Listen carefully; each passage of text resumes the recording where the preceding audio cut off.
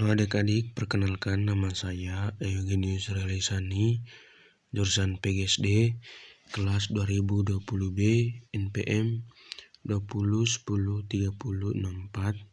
Saya adalah salah satu mahasiswa Universitas Katolik Indonesia Santo Paulus Ruteng, mahasiswa tingkat 3 semester 6. Semoga kalian selalu baik-baik saja ya, dan selalu bersemangat untuk belajar. Pada kesempatan kali ini kita akan mempelajari tentang keberagaman aktivitas ekonomi di Indonesia. Yuk simak penjelasan berikut ini. Keberagaman aktivitas ekonomi di Indonesia. Aktivitas ekonomi terdiri atas 3 bagian, yaitu produksi, distribusi, dan konsumsi. Sebagai negara kepulauan, wilayah Indonesia meliputi wilayah daratan dan perairan. Wilayah Indonesia juga mengandung potensi alam yang melimpah. Namun, potensi alamnya belum mampu dimanfaatkan secara optimal bagi kemakmuran penduduk Indonesia.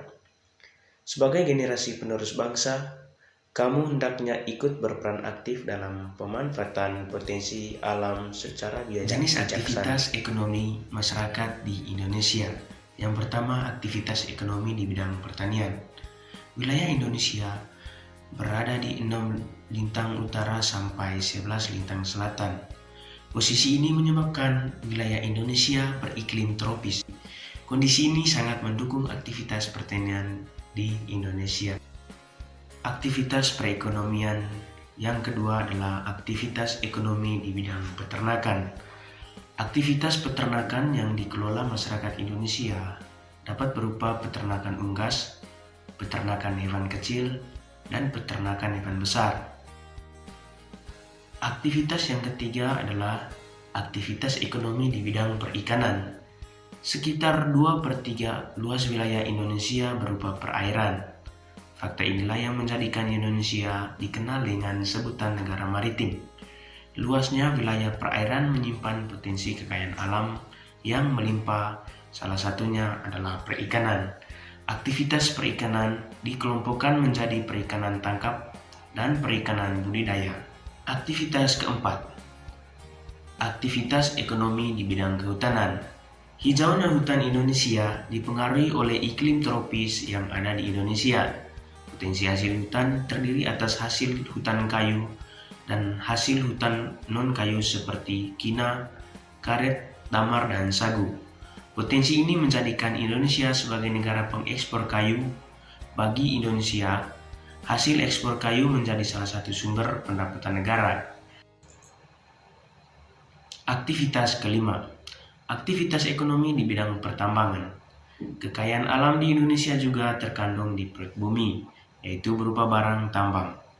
Di wilayah Indonesia terdapat barang tambang, minyak dan gas, serta barang tambang non-migas. Barang tambang bersifat tidak dapat diperbaharui sehingga perlu dieksplorasi dengan bijak. Ketersediaan barang tambang harus dijaga bagi kebutuhan masa kini dan masa mendatang.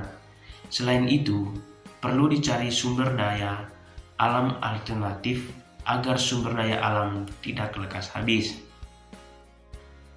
Aktivitas keenam, aktivitas ekonomi di bidang industri. Industri merupakan usaha mengubah bahan mentah menjadi barang setengah jadi atau barang jadi.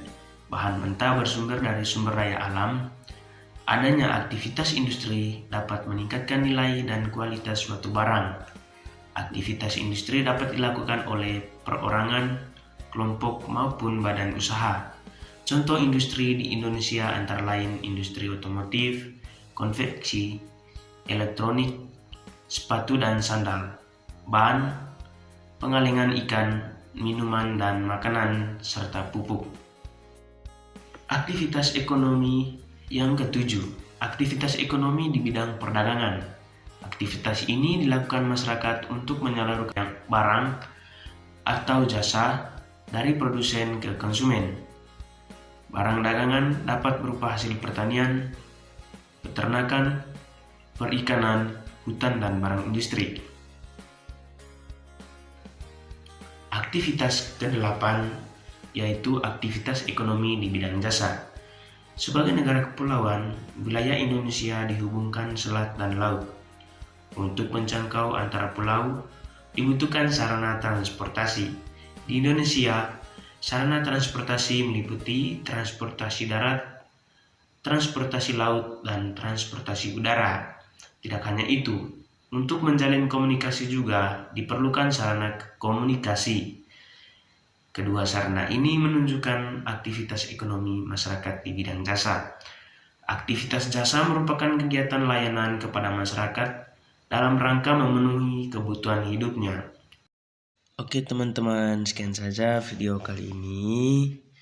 Jika ada kekurangan, mohon dimaafkan.